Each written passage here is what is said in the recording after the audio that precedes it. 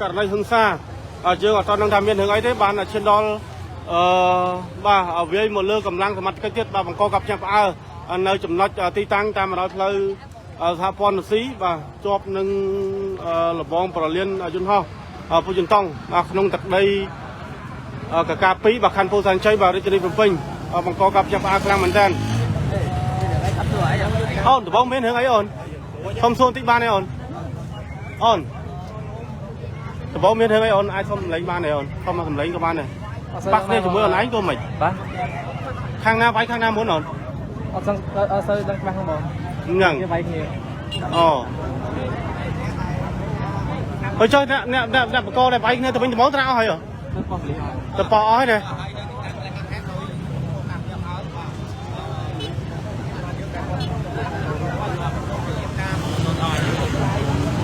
បាទនៅចំណុចទីតាំងដែលផ្លូវសហព័ន្ធស៊ី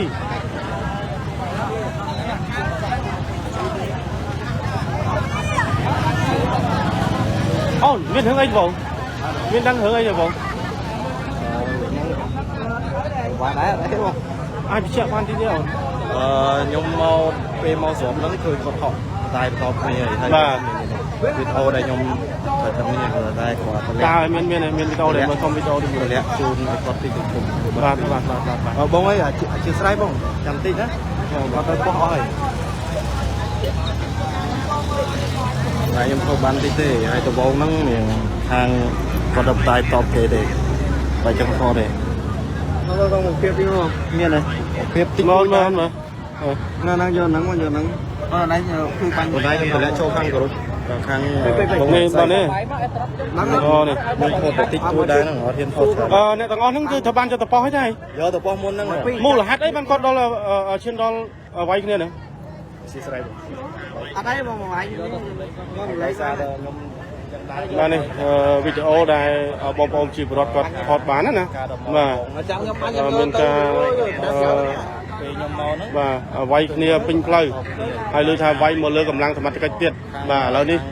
បង្កកັບញាក់ផ្អើខ្លាំងមែនតើតែរូបភាពបាទបងប្អូនជីវរដ្ឋគាត់ថតបានណាបាទវាយគ្នាឡើងបាទបាទ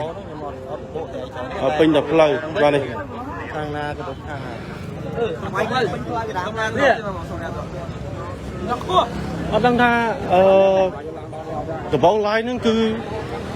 ប៉ះពាក្យសម្ដីគ្នាយ៉ាងម៉េចទេបាទឈានដល់វាយគ្នាបាទឡើងផ្អើហើយនឹងវាយបាទកម្លាំងសមត្ថកិច្ចទៀត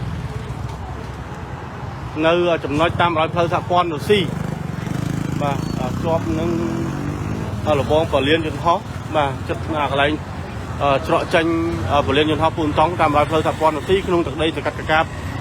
ទី2បាទខណ្ឌពោធិ៍សែនជ័យរាជធានីភ្នំពេញឥឡូវនេះឃើញថាបង្កកັບចាប់ផ្អើនៅចំណុចបាទទីតាំងខាងលើហើយជនបកបាទទាំងសងខាងនោះត្រូវបានកម្លាំងសមត្ថកិច្ចដូចជាខាត់បានបាទយកទៅសួរនាំនៅប៉ុស្តិ៍នគរបាលសង្កាត់កកាបទី2បាទខណ្ឌពោធិ៍សែនជ័យបាទរាជធានីភ្នំពេញផងដែរជុំវិញហេតុការណ៍ករណីខាងលើនេះណា